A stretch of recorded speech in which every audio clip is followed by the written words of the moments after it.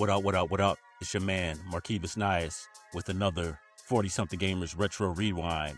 And this time, we're talking about one of my favorite all-time arcade games. Every Sega fan had the same dream, bringing the arcade home, and no game represented that dream more than Afterburner.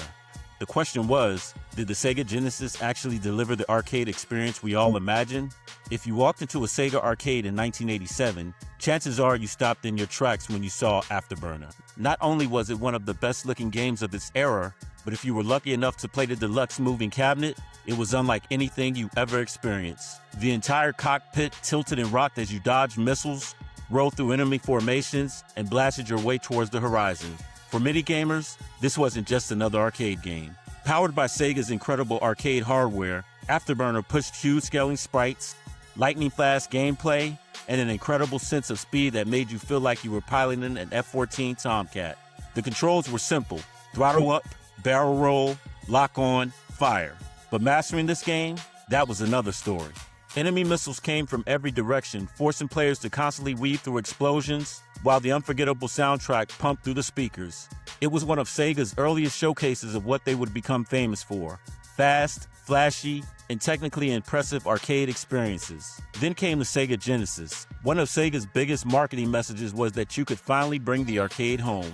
And while the Genesis absolutely delivered incredible arcade-style experiences, Afterburner also reminded us of the limitations of the 16-bit hardware. The Genesis version captured the spirit of the arcade, but sacrifices had to be made.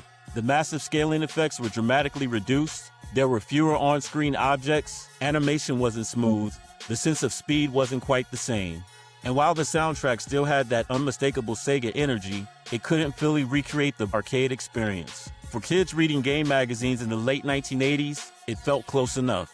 Looking back today, it's fascinating just to see how ambitious Sega was trying to recreate one of the biggest arcade's hits on home hardware. Years later, Sega tried again, this time on the 32X.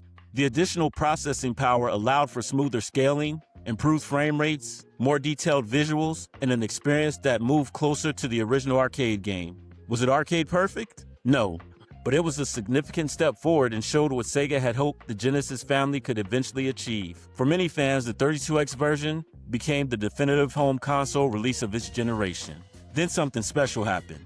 With the Sega Saturn and the Sega Ages collection, players finally got something they've been waiting for nearly a decade: an arcade-perfect version of Afterburner.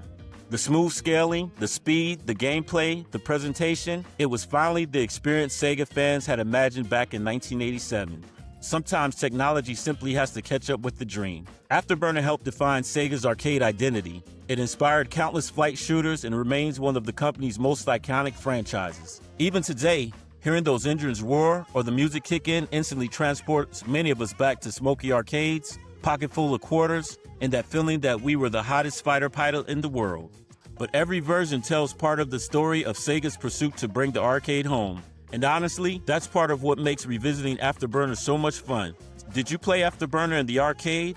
Or was your first experience on the Genesis, 32X, or Saturn? Let me know in the comments. And if you love retro gaming history, don't forget to like, subscribe, and I'll see you on the next Retro Rewind. Again, this is Marquivas Nias, 40-something gamer style, F-14 pilot style, in the vein of Maverick.